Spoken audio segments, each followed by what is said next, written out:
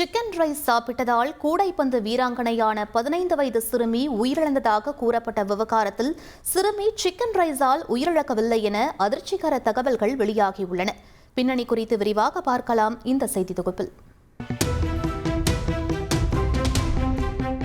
கோவையைச் சேர்ந்த பள்ளி மாணவிதான் இந்த 15 வயது சிறுமி எலினா லாரட்.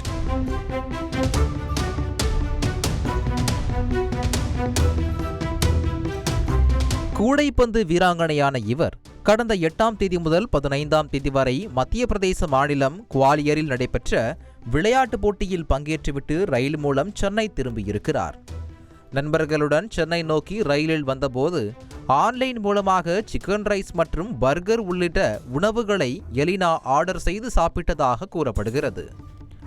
இதில் திடீரென வயிற்றுப்போக்கு, வாந்தி மற்றும் மயக்கத்தால் உடல்நிலை மோசமாகி கவலைக்கிடமான எலினா சிகிச்சைக்காக மருத்துவமனையில் அனுமதிக்கப்பட்டு பரிதாபமாக உயிரிழந்தது பெரும் அதிர்ச்சியை ஏற்படுத்தியது. அவர் சாப்பிட்ட சிக்கன் ரைஸே உயிரை பறித்தது என பகீர் குற்றச்சாட்டுகள் முன்வைக்கப்பட்ட நிலையில் உண்மைக்கே அதுதான் காரணமா என சென்னை பெரவல்லூர் போலீசார் தீவிர விசாரணை மேற்கொண்டு வந்தனர். இந்நிலையில் எலினாவின் பிரேத பரிசோதனை அறிக்கை வெளியாகி இருக்கிறது.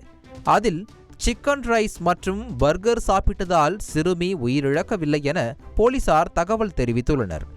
சிறுமியின் உடலில் இதயத்திற்கு கீழ் சுவாசிக்க உதவும் ஒரு தசை பகுதியான உதர விதானம் முற்றிலுமாக கிழிந்திருந்ததாகவும் இதன் காரணமாகவே சிறுமிக்கு தொடர் வயிற்றுவலி ஏற்பட்டதாகவும் தெரிவிக்கப்பட்டிருக்கிறது.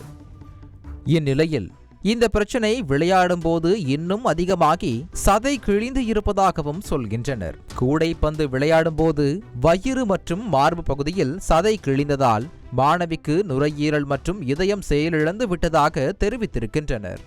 வயிற்றுவலி ஏற்பட்டதால் உடல் உபாதை என நினைத்து சிகிச்சை மேற்கொண்டதாகவும் உடனடியாக அங்கேயே இந்த பிரச்சனை தொடர்பாக சிகிச்சை மேற்கொண்டிருந்தால் மாணவி பிழைத்திருக்க கூடும் எனவும் போலீசார் தெரிவித்திருப்பது சோகத்தை ஏற்படுத்தியிருக்கிறது. செய்திகளை உடனுக்குடன் தெரிந்து கொள்ள உடனே சப்ஸ்கிரைப் பண்ணுங்க.